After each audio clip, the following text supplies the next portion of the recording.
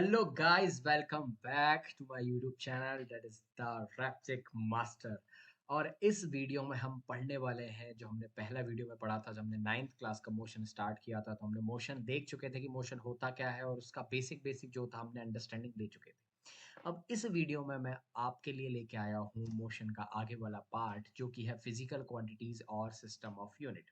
देखो, जब भी आप मोशन पढ़ते हो ना तो मोशन में ज़्यादातर चीज़ें आती हैं मेजरमेंट वाली। तो आपको चीज़ें नापना पड़ता है, आपको चीज़ें मेज़र करना पड़ता है। जैसे आप इसमें पढ़ोगे डिस्टेंस के बारे में, तो डिस्टेंस को आप मेज़र करोगे, डिस्प्लेसमेंट पढ़ोगे, वेलोसिटी पढ़ोगे, किस रफ्तार से कोई भग रहा है तो वेलोसिटी, स्पीड वगैरह देखोगे।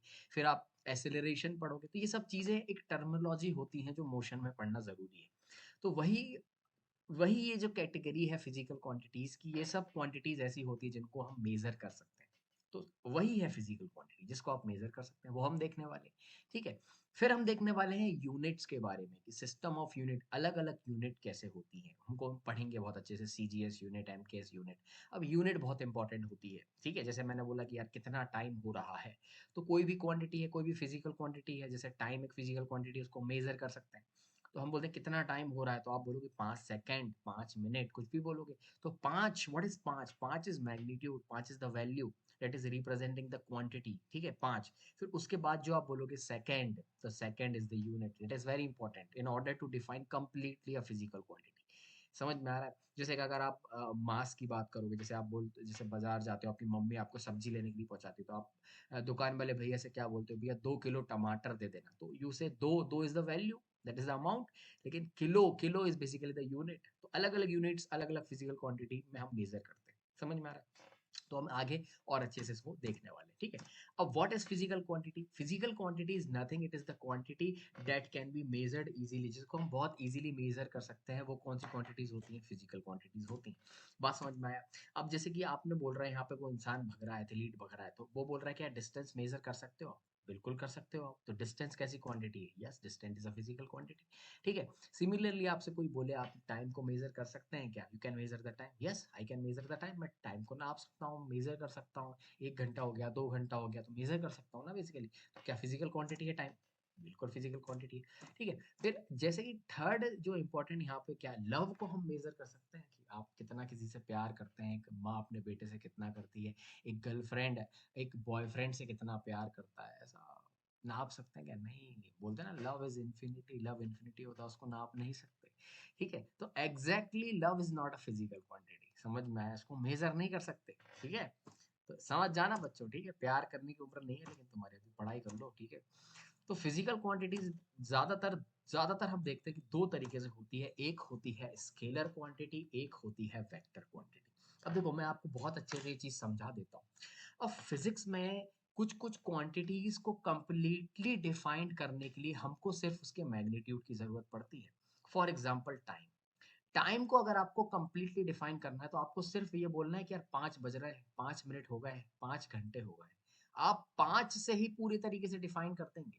आपको कुछ बताने की जरूरत नहीं, ना आपको डायरेक्शन बताना, ना कुछ बताना। आपको सिर्फ उसको कंप्लीटली डिफाइन करने के लिए सिर्फ मैग्नीट्यूड की जरूरत है। तो ऐसी क्वांटिटीज फिजिक्स में जिनको कंप्लीटली आपको डिफाइन करने के लिए सिर्फ किसकी जरूरत पड़ रही है? मैग्नीट्यूड की, that is scalar quantity. On the other hand vector quantities. Vector quantities ऐसी क्वांटिटीज है जिनको कंप्लीटली डिफाइन करने के लिए आपको मैग्नीट्यूड तो लगेगा ही लगेगा, उसके साथ आपको डायरेक्शन भी बताना पड़ेगी।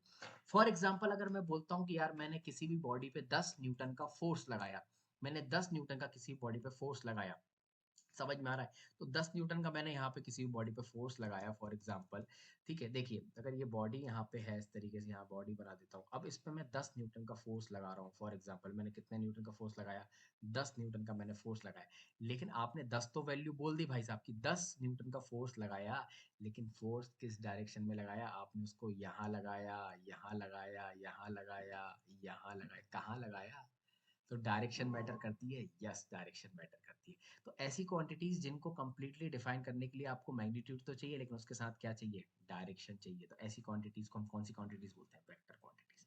आपके सामने डेफिनेशन स्केलर क्वांटिटी की दिख ही रही होगी, ठीक है। मैग्नीट्यूड मतलब वैल्यू होता है, तो ऐसी क्वांटिटीज जिसको डिफाइन करने के लिए सिर्फ मैग्नीट्यूड की जरूरत पड़ती है वो होता है हमारी स्केलर क्वांटिटी, जैसे टाइम हो गया और टाइम के साथ मास भी हो गया, ठीक है।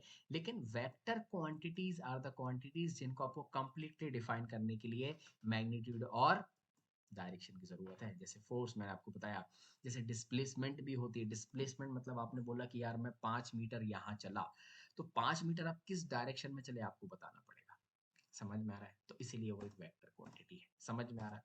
पक्का समझ में आ रहा है? बहुत शानदार। चलो अब यूनिट्स की बात कर लेते हैं। यूनिट्स बहुत इंपॉर्टेंट है, मैंने आपको बताया।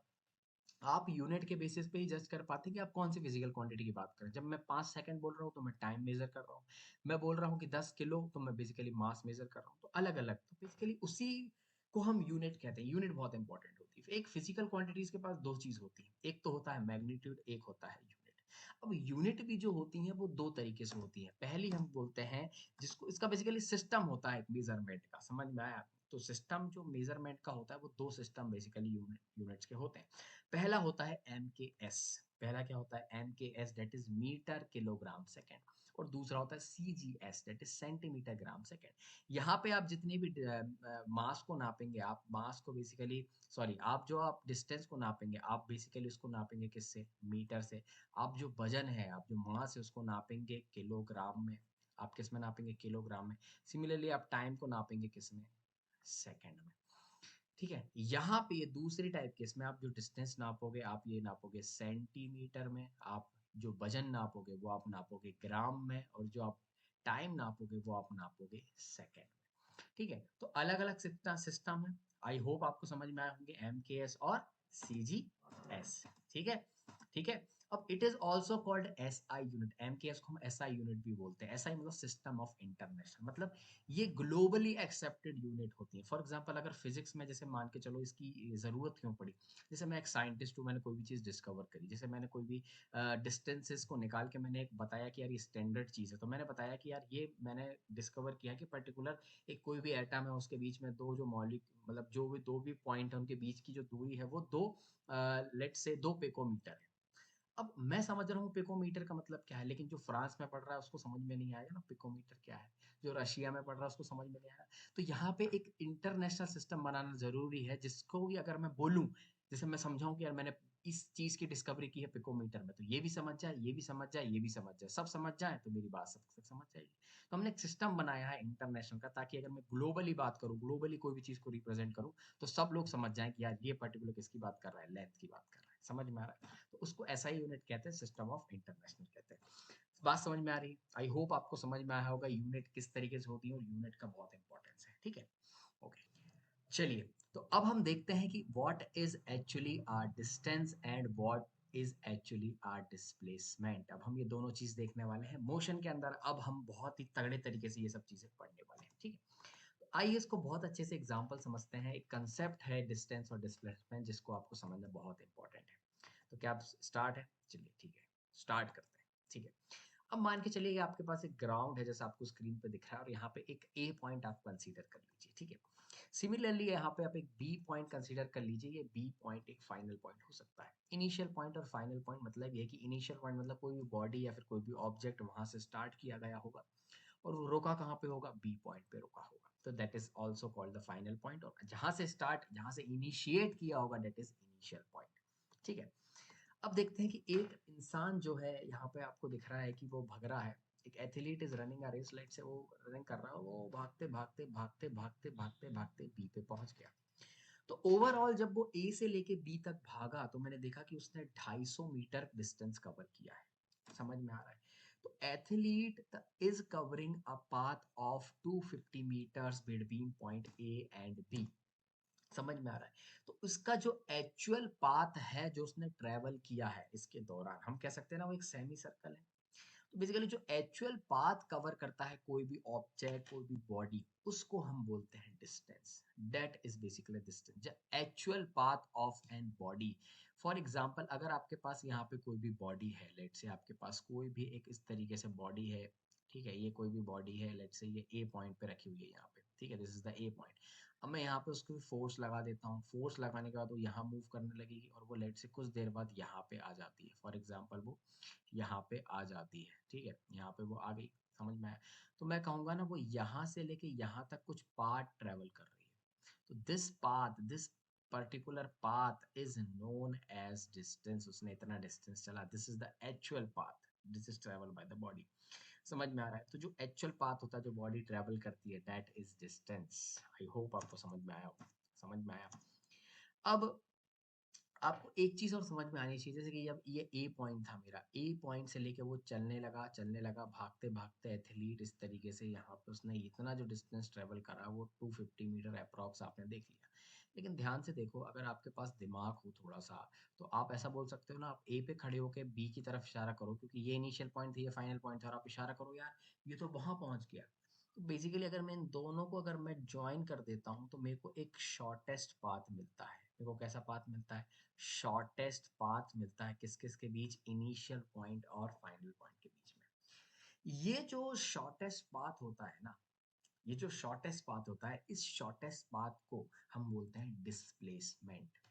तो डिस्टेंस तो एक्चुअल पाथ हो गया जो ट्रेवल करता है कोई भी पार्टिकल या कोई भी बॉडी, लेकिन डिस्प्लेसमेंट जो होता है that is the shortest path between the initial and the final point. अब इन दोनों में एक डिफरेंस होता है, ध्यान से समझना। डिस्टेंस को नहीं पता कि मैं कहाँ जा रहा हूँ, it is direction less, this is the actual path जो हम ट्रेवल करेंगे। जैसे मान के चलो अगर एक बॉडी यहाँ पे है, for example this is one body, और वो इस तरीके से मूव कर करके यहाँ पहुंच गई। तो ये जो एक्चुअल पाथ रहा ना, ये this is basically the distance. लेकिन अब अगर मैं बात करूँ थोड़ी डायरेक्शन के सेंस में, अगर कोई भी इंसान यहाँ पे खड़ा होता, वो डायरेक्ट यहाँ पे पॉइंट कर देगा, इस तरीके से एक लाइन बना देगा ऐसा, ये जो कि डायरेक्शन बताती है ना कि यार आप यहाँ से निकले थे, चलो यहाँ पहुंच गए, तो आप डायरेक्ट पॉइंट करके बोल सकते हो ना आप वहां पे खड़े हो। तो ये जो डिस्टेंस होगी, जो जिसमें डायरेक्शन इंक्लूड होगी, इस पर्टिकुलर डिस्टेंस को आप बोलते हैं डिस्प्लेसमेंट। एक फर्क होता है कि इसमें आप डायरेक्शन के थ्रू बताते हैं, इसमें लेकिन डायरेक्शन की आप बात नहीं करते। इसीलिए ऐसा माना जाता है और हम ऐसा मानते हैं कि डिस्टेंस एक कैसी क्वांटिटी है? स्केलर क्वांटिटी है। लेकिन डिस्प्लेसमेंट एक वेक्टर क्वांटिटी है जिसमें आप डायरेक्शन को इंक्लूड करते हैं, ठीक है। और ऐसा माना जाता है जैसे displacement is the shortest path between the two points, जैसे कि यहाँ सैटेलाइट था, यहाँ चला गया, तो जो शॉर्टेस्ट पाथ था उसका जो डायमीटर के अलॉन्ग है, this particular is the displacement. समझ में आ रहा है?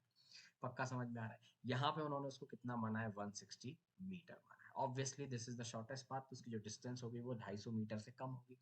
समझ में आ रहा है आपको? बहुत अच्छा। तो जो शॉर्टेस्ट पाथ होता है ना, इस शॉर्टेस्ट पाथ को आप क्या बोलते हैं? डिस्प्लेसमेंट बोलते हैं, और मैंने आपको बहुत अच्छे तरीके से समझा दिया है। समझ में आ रहा है? बहुत शानदार। चलिए, अब एक चीज समझिए, अगर वो ए पॉइंट से स्टार्ट करता है और पूरा चक्कर लगा लेता, आधे चक्कर में 250 चल रहा था, तो एक चक्कर में ऑब्वियसली 500 चलेगा। समझ में आ रहा है? तो डिस्टेंस तो आपका कितना हो जाएगा? डिस्टेंस तो आपका कितना हो जाएगा? 500 मीटर आ जाएगा। कितना आ जाएगा? 500 मीटर हो जाएगा। लेकिन इंपॉर्टेंट बात यह है कि जब वो यहाँ से स्टार्ट किया और वापस उसी पॉइंट पे आ गया, तो मैं तो उंगली से इशारा ही नहीं कर पाऊंगा ना कि यार ये कहाँ गया, कहाँ गया, कहाँ गया। समझ में आ रहा है? तो यहाँ पे डिस्प्लेसमेंट तो जीरो हो जाए, क्योंकि इनिशियल और फाइनल पॉइंट एक दूसरे पे कॉन्साइड कर गए, एक दूसरे पे ही आ गए, तो डिस्प्लेसमेंट तो जीरो हो गया। लेकिन डिस्टेंस है इसके पास, यस डिस्टेंस है 500 मीटर। समझ में आ रहा है? तो डिस्टेंस हो सकता है कि जीरो ना हो, लेकिन डिस्प्लेसमेंट जीरो हो सकता है। समझ में आ रहा है? डिस्टेंस कभी जीरो नहीं होगा। आप मूव कर रहे हो, आप मूव करके कहीं अगर आप सेम पॉइंट पे भी आ जाते हो तो distance can not be zero, but displacement can be zero. This is the difference. समझ में आ रहा है? वही चीज यहाँ पे वो एक्सप्लेन कर रहा है बहुत अच्छे तरीके से, जो मैं आपको समझा चुका हूँ। चलिए आगे बढ़ देते हैं, ठीक है। हाँ, आगे देख लेते हैं डिस्टेंस और डिस्प्लेसमेंट। जो भी मैंने अभी आपको समझाया, ए से ले बी तक डिस्टेंस कितना था? 250 मीटर था, लेकिन ए टू ए 500 मीटर था, और यहाँ पे डिस्प्लेसमेंट 160 था, लेकिन अगले केस में कितना हो गया था? जीरो हो गया था। समझ में आया? अब कुछ हम देख लेते हैं डिस्टिंग्विश बिटवीन डिस्टेंस और डिस्प्लेसमेंट, ठीक है। जैसा मैंने आपको बताया कि सबसे इंपॉर्टेंट ये है कि इट इज स्केलर क्वांटिटी। सबसे पहले देखो, it is the actual path और it is the shortest path, पहला। दूसरा क्या है? It is a scalar quantity. समझ में आया? It is a scalar quantity और it is a vector quantity. मतलब इसको डिफाइन करने के लिए डिस्टेंस को सिर्फ क्या चाहिए? मैग्नीट्यूड, लेकिन इसको क्या चाहिए? डायरेक्शन भी चाहिए। समझ में आ रहा है? बहुत अच्छे से समझ में आ रहा है, बहुत शानदार तरीके से समझ में आ रहा है। अच्छा, दूसरा पॉइंट जो उसमें लिखा था बहुत इंपॉर्टेंट था, वो क्या था? कि it is either equal to और ग्रेटर देन डिस्प्लेसमेंट। देखो डिस्टेंस हमेशा डिस्प्लेसमेंट से बड़ा होगा या फिर बराबर हो सकता है, लेकिन डिस्प्लेसमेंट का भी डिस्टेंस से बराबर हो ही नहीं सकता ना। जैसे अगर ये ए पॉइंट है और यहाँ से चल चल के अगर आप यहाँ चले जाते हो बी पॉइंट, तो देखो ये आपका डिस्प्लेसमेंट हो गया, दिस इज योर डिस्प्लेसमेंट, और ये एक्चुअल पाथ है, ये आपका डिस्प्लेसमेंट डिस्टेंस हो गया। तो डिस्टेंस हमेशा डिस्प्लेसमेंट से ग्रेटर हो सकता है, लेकिन क्या डिस्प्लेसमेंट ग्रेटर हो सकता है? नहीं हो सकता है। लेकिन बॉडी अगर स्ट्रेट लाइन में चलती है, अगर लेट्स से ये एक्स पॉइंट है और ये वाई पॉइंट है, अगर बॉडी स्ट्रेट लाइन में चल रही है इस तरीके से, तो यहाँ पे डिस्टेंस और डिस्प्लेसमेंट तो इक्वल हो गए। तो डिस्प्लेसमेंट का भी डिस्टेंस से बड़ा नहीं हो सकता। ये इंपॉर्टेंट बात है, इंपॉर्टेंट है, ध्यान में रखना, ठीक है। चलिए, बहुत शानदार। Okay okay okay. हाँ, मैंने जैसा बताया कि स्ट्रेट लाइन में डिस्टेंस और डिस्प्लेसमेंट इक्वल होगा। समझ में आ रहा है? चलिए, अब हम एक न्यूमेरिकल देख लेते हैं, बहुत अच्छा। एक न्यूमेरिकल देख लेते हैं। देखिए देखिए, पहला न्यूमेरिकल वो क्या बोल रहा है, in a given figure object starts its motion from point A. इस तरीके से ये बना हुआ है, मैं आपको यहाँ पे बता देता हूँ। कैमरे की वजह से दिख नहीं रहा। This is A B, this is C and this is D. This is 5 metre, this is 5 metre, this is 3 metre and this is 3 metre. Okay, तो 5 मीटर 3 मीटर है। तो वो पूछ रहा है कि डिस्टेंस जब आप चलोगे ए से जाओगे और वापस किस पे आ जाओगे, ए पे आ जाओगे, तो आपने डिस्टेंस कितना ट्रेवल किया। देखो ए से अगर आप ट्रेवल करते हो तो ये 3 मीटर, ये 5 मीटर 8, ये 3 मीटर 11, और ये वापस 5, कितना, तो डिस्टेंस कितना हो गया? 16 मीटर। ये लल्लू क्वेश्चन था एकदम, समझ में आया? तो 16 मीटर हो गया। सिमिलरली सेकंड क्वेश्चन क्या बोल रहा है, चलिए वो देख लीजिए, आप भी ट्राई करिए। In a given figure, object starts its motion at point A and goes B, C, D and again came to A. A से चला A पे आ गया, तो डिस्प्लेसमेंट कितना होगा? लॉजिकली बताना। जीरो। कितना होगा? Zero, correct. तो इसका आंसर कितना है? जीरो है। बिना सोचे समझे कहना है, समझ में आ रहा है? जहां से चालू किया वापस आ गए, डिस्प्लेसमेंट कितना? जीरो।